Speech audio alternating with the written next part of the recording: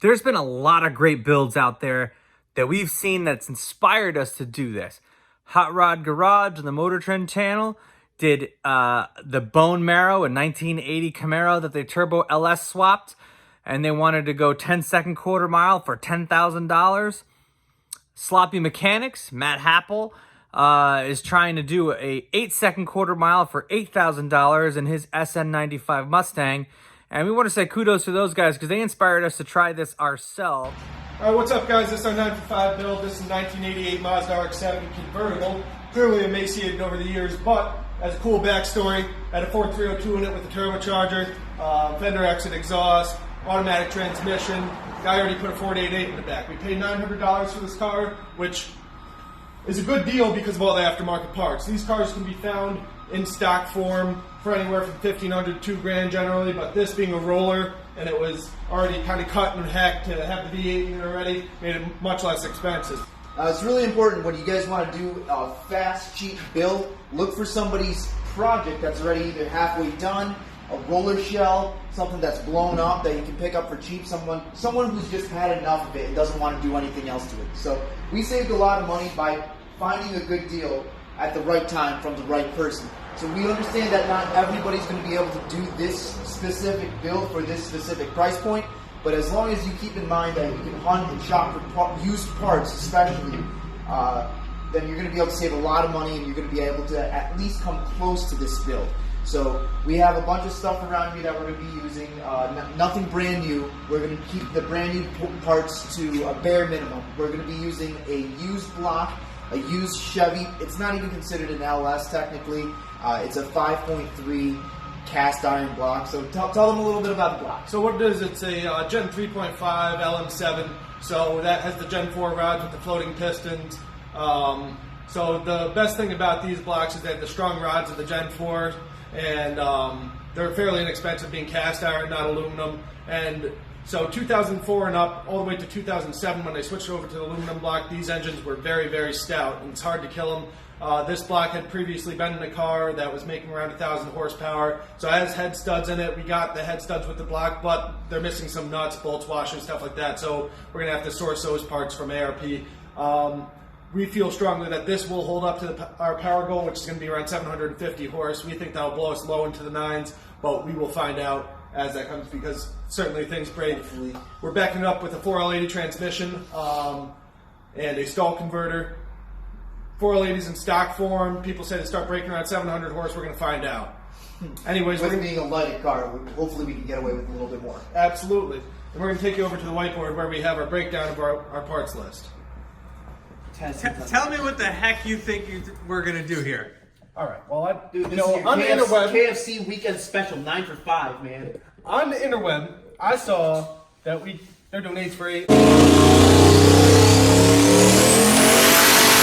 I think, I'm not as talented as the guys on the interweb, but I think I can do 9s for 5. You know you're on the interweb right now, right? Don't put me on the interweb. Oh. Yeah.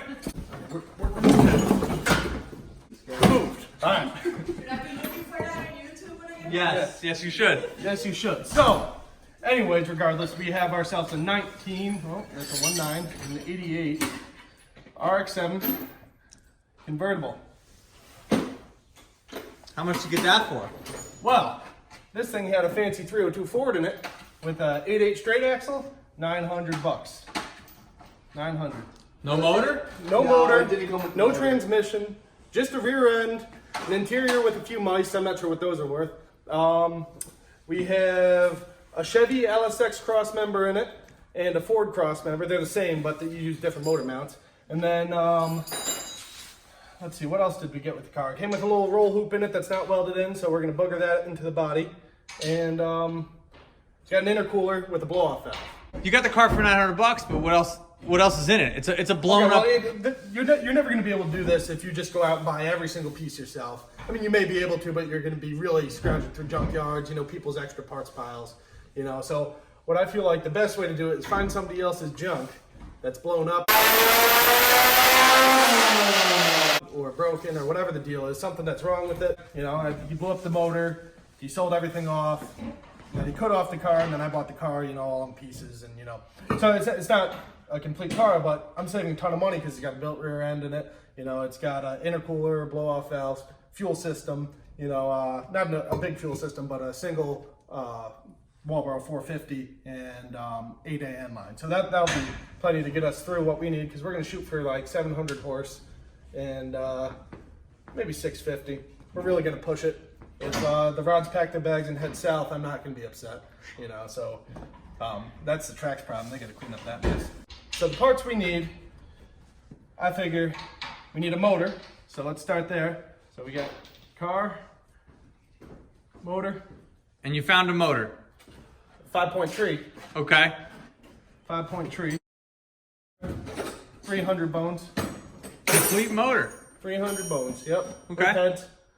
And then we got ourselves a 4L80 transmission. 4L80. I wrote the big. Got that thing for, I think I actually spent 400 on that.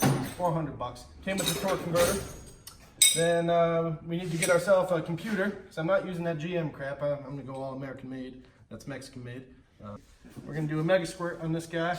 That's going to be $1,500 with the wiring harness. So we're going to do some Deca 80s. Those are going to be about 100 bucks. Getting those used. What else do we need for this guy?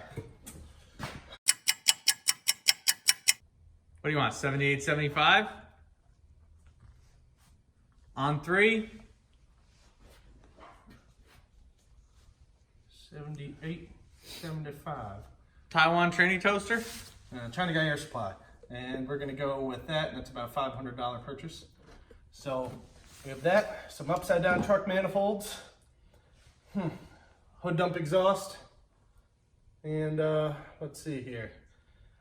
Well, we got a little money to work with here, so let me do my math. That's going to leave us with about $1,300, so I think we can do some fun stuff with that. Most important, I think we're going to need a better torque converter. I think the stock torque converter is going to give us a little problem. Yeah, you're going to probably blow that apart. We're going to get ourselves something like a 3500 stall, and those usually run about 600 bucks. And we get one of them. Piping and everything else, you got $700 to work with? The piping, we're going to use rusty old exhaust tubing, and we'll weigh it. Whatever the scrap price is the day we use it, we're gonna go with that. So seems fair. Yep. And then you need a bunch of hole saw blades, and we'll be in good shape. We're gonna cut holes everywhere. You gotta lighten it up somehow. So I figure if we Swiss cheese the body, we'll lose a few pounds. We're gonna try to get this used.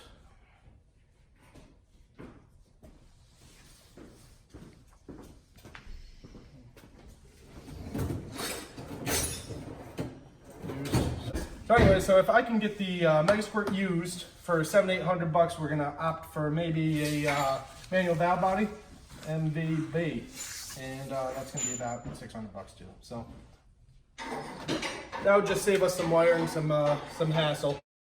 Thanks for watching the video, guys. So obviously we're gonna be doing this build in-house 100%. We're not outsourcing anything. We're gonna be doing all the welding, all the fabrication, and all the tuning ourselves. That's going to help us keep it under the price point that we set. So if you guys can't do that, you don't have the tools or the knowledge, unfortunately you probably won't be able to achieve something like this, but hopefully through watching our videos you'll be able to learn enough where you can be able to do something like this yourselves. We really want to get this content out there. We want to share our knowledge with everybody. So if you like this kind of stuff, like the video, subscribe. We're going to try to pump out some videos every couple weeks, obviously, of the build, and we're going to try to get a couple of how-to videos out as well. But other than that, catch you guys on the next one. Keep it savage, my friends.